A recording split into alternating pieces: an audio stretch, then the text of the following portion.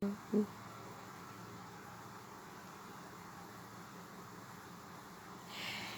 ini adik. Setelah kau merantau, pulanglah, bangunlah kampung ini, kontribusikanlah apa yang kau dapat dari rantau, ilmumu, pengetahuanmu, pengalamanmu, networkmu, keahlianmu, pertemananmu yang kau dapat di rantau ke kampung.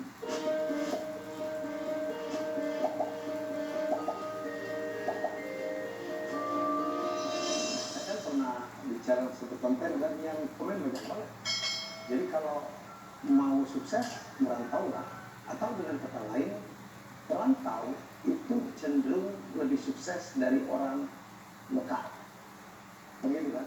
Kalau kita lihat banyak sekali suku-suku ya, yang perantau-perantaunya itu secara rata-rata lebih sukses daripada orang-orang lokal yang tetap bertahan di mana tempat dia dilahirkan dan keluarganya. Anda tanya orang-orang Sumatera Barat, orang dari Sumatera Utara, orang dari Sumatera Selatan, dari Madura, Sulawesi Selatan, yang merantau itu lebih sukses rata-rata dari orang yang tinggal di tempat dia dilahirkan atau tempat dia dibesarkan. Kenapa begitu ya? Jadi saya membaca novel dari seorang penulis yang saya kagumi, asal Sumatera Barat, juga seorang perantau. Pernah menjadi tamu saya dan kita membahas tentang fenomena kenapa orang rantau lebih sukses, ya, yaitu Apuadi dalam bukunya Rantau Satu Muara. Ada 5 penyebabnya kata Apuadi.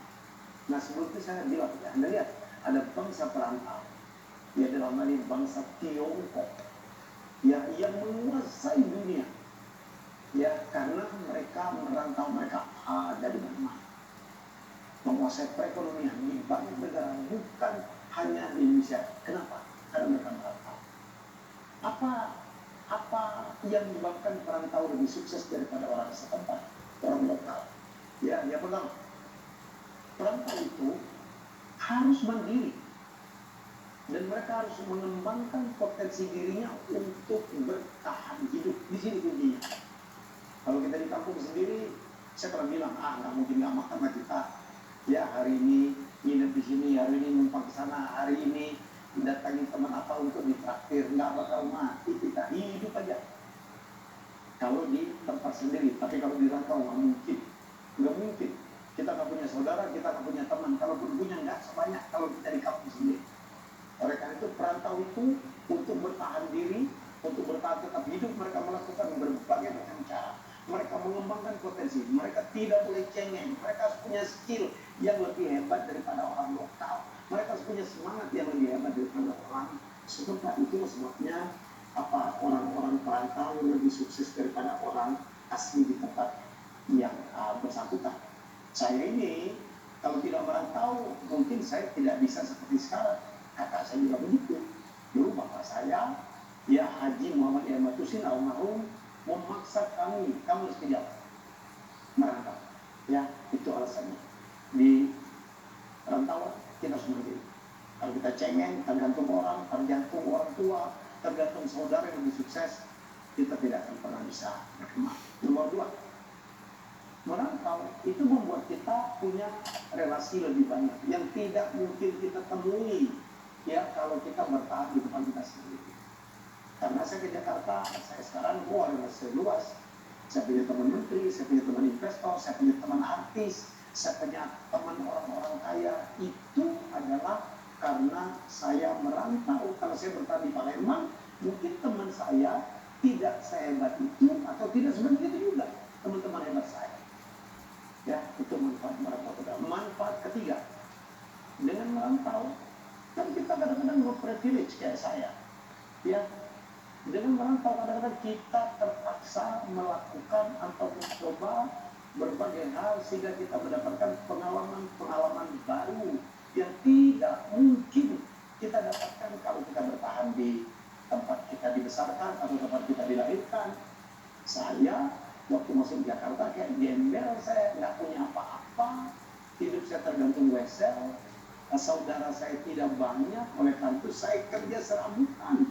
Saya pernah nyari duit dari baca puisi, dari penjaga toko, saya pernah menjadi sales dari sebuah investasi, macam-macam saya lakukan agar saya bertahan hidup, sehingga pengalaman saya banyak banget.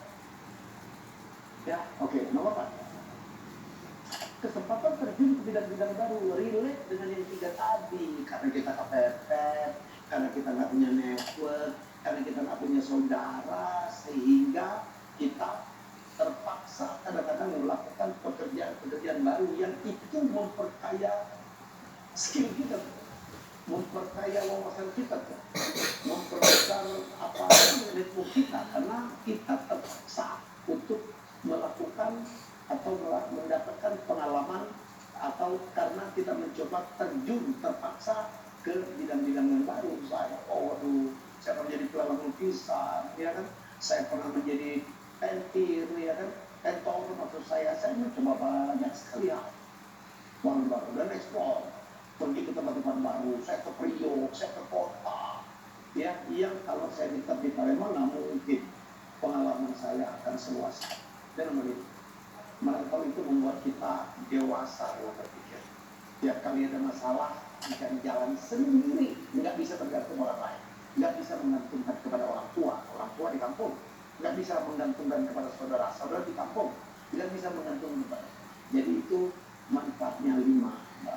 Tapi ada satu hal yang disampaikan, ya, setelah kita merantau, kita sukses, kita punya pengalaman, kita punya pengetahuan, ya, kita punya kesuksesan, ya, kita punya apalagi ya, kita punya network yang baik. Ada juga yang mengatakan, pulanglah.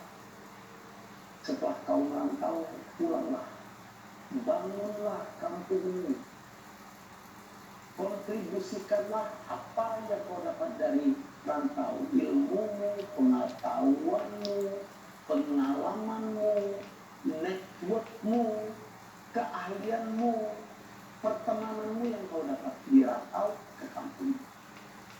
Itulah sebenarnya yang ingin saya sampaikan. Kenapa saya memutuskan untuk hijrah balik dalam tanda kutip. Ya, makanya kalau dilihat ya, seperti baju yang saya pakai, aku balik. Saya pulang bukan mungkin tidak secara fisik, tapi tibalah saatnya. Setelah usia saya di 60 tahun, yang kata Jack Ma, time to share, waktunya untuk berbagi. Ya, saya balik, ya, ke Sumsel, ke Palembang, ke kampung saya, tempat saya dilahirkan, tempat saya dibesarkan, untuk mengkontribusikan apa yang saya dapat setelah saya 42 tahun meninggalkan Palembang. Saya dari Jakarta pada masa sekarang 2023 menjelang 2024. Ya, saya pikir cukup banyak yang saya bisa kontribusikan, pengalaman saya, knowledge saya, keilmuan saya. Saya pernah sekolah sampai ke Amerika, ya kan, kemudian apalagi pertemanan saya, hubungan baik saya dengan banyak orang.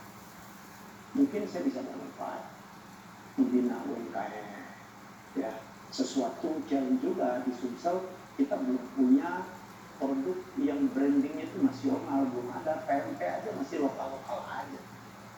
Ya, saya mungkin bisa menyemangatin ke situ. Saya kan bisnis coach, saya punya 2000 murid bisnis yang saya kapan habis saya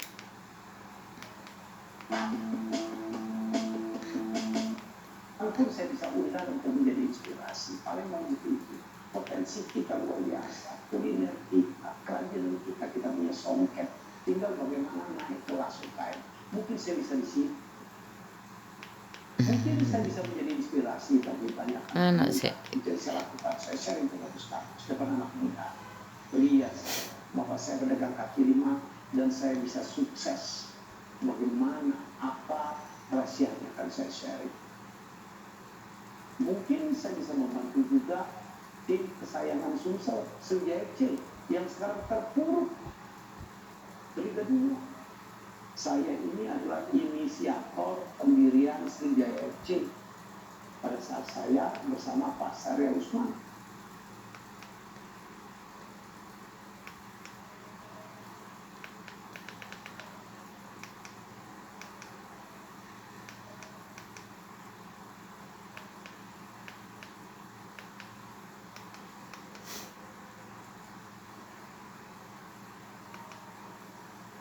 Pemirsa, Ketua Umum DPP Partai Perindo Haritanu Sudibyo menghadiri dan mendukung deklarasi bakal calon wakil presiden 2024 Muhammad Mahfud Mahmudin atau yang dikenal Mahfud MD. Mahfud MD resmi ditunjuk untuk mendampingi bakal calon presiden Partai Perindo Ganjar Pranowo di pemilihan umum 2024 mendatang.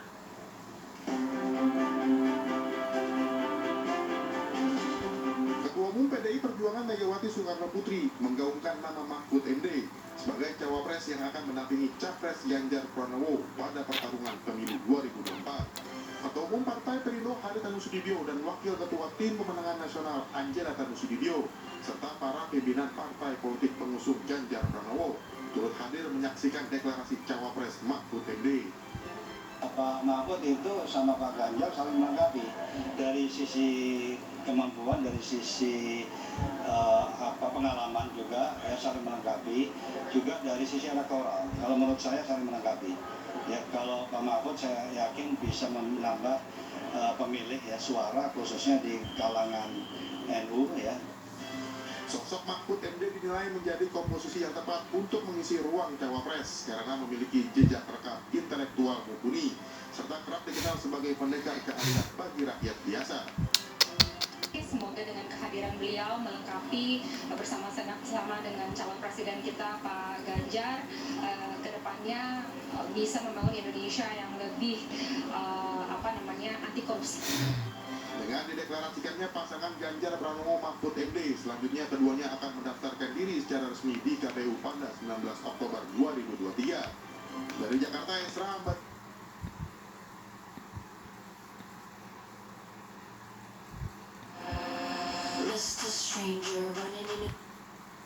Supaya jangan salah-salah netizen lagi. Kalau peluang Erick Thohir kalau dimasukkan Dia sebelum Erick Thohir itu Thohir itu unggul secara kualitatif. Karena dia dekat dengan Pak Jokowi. Kemudian secara kuantitatifnya dia unggul dari segi popularitas atau elektabilitas. dan anak muda. Tetapi dia kalahnya di kursi Golkar, di kursi DPR, di mana Golkar jauh lebih besar dibandingkan dengan PAN. Nah, kalau Golkar mau mengajukan Airlangga Hartarto Atau Ridwan Kamil saya rasa enggak lah.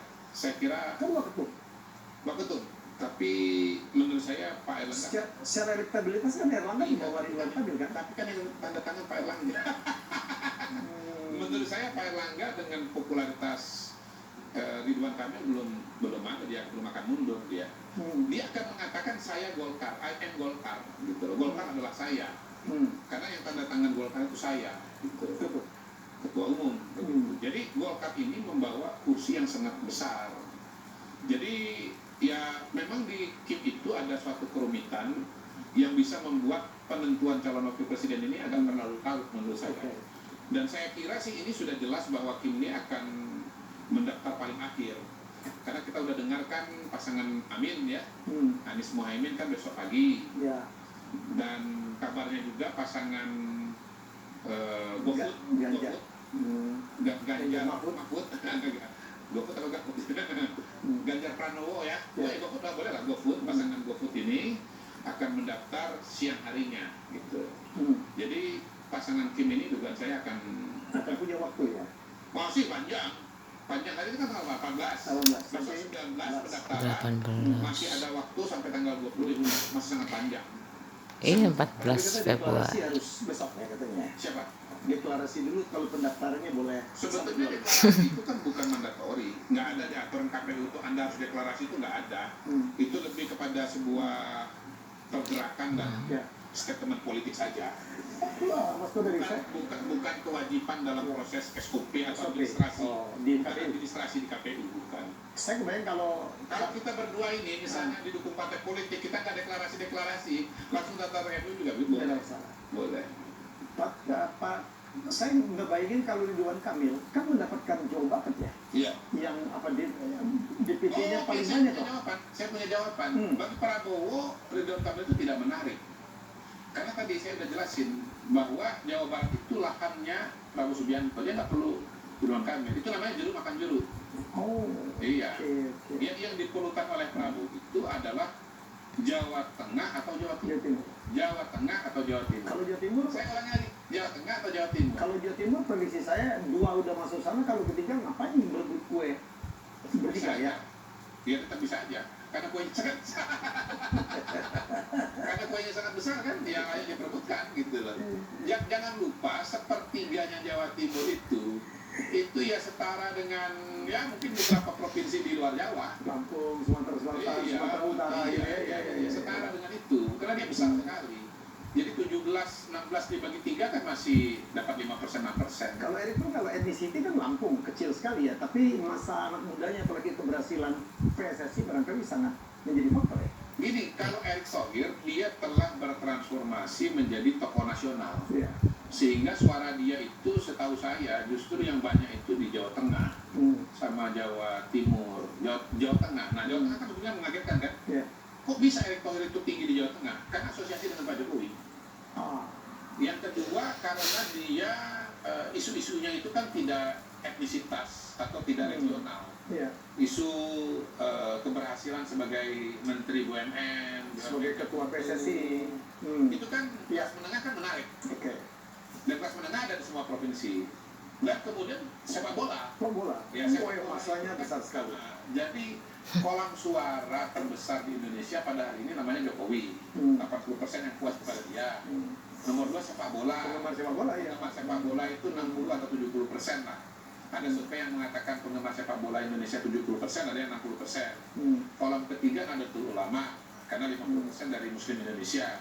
Karena Muslim kita 87%, berarti 50%-nya secara total berarti sekitar 40% lah, kira-kira begitu.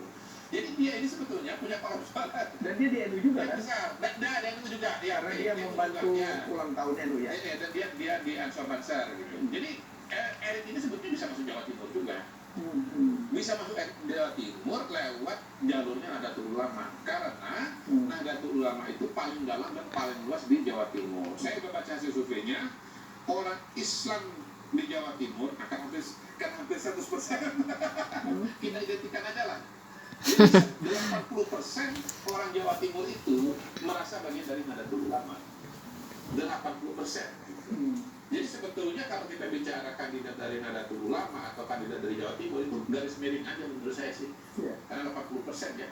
Dan di situ ya Erick Thohir juga bisa masuk. Dan karena itu menjadi wajar kalau Erick Thohir kemudian juga mengurus SKCK. Karena dia punya semua syariatnya sebetulnya. Dia punya semua syariatnya. Syariat elektabilitas sudah. Syariat track record sudah. Dan kedekatan ya. Syariat organisasi juga sudah. Tinggal makrifatnya aja kalau saya ini. Tinggal takdirnya aja. Dalam politik itu kan ada syariat, ada makrifat. Semua syariatnya sudah Anda penuhi, kalau makrifatnya belum, nggak jadi.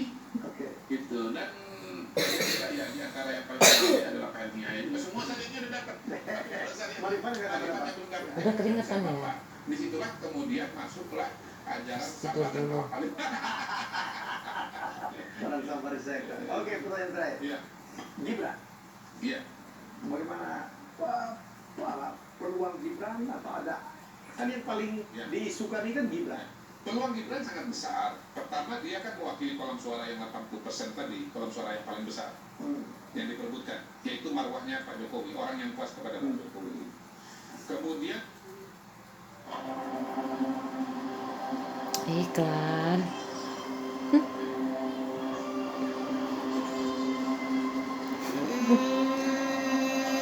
Ya wis.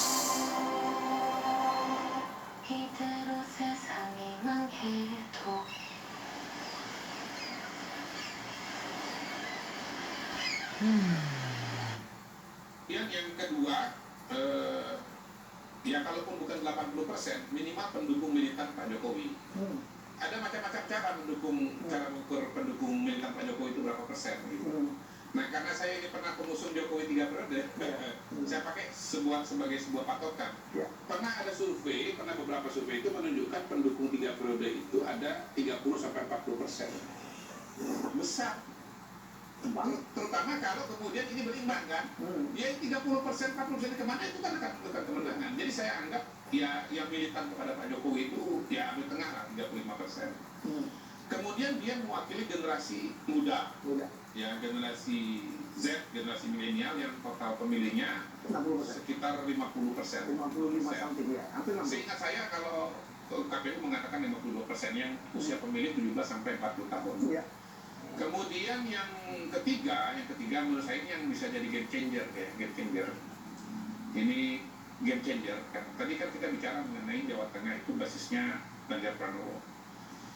Itu basisnya Ganjar Pranowo, tapi sekaligus juga basisnya Jokowi dan Gibran.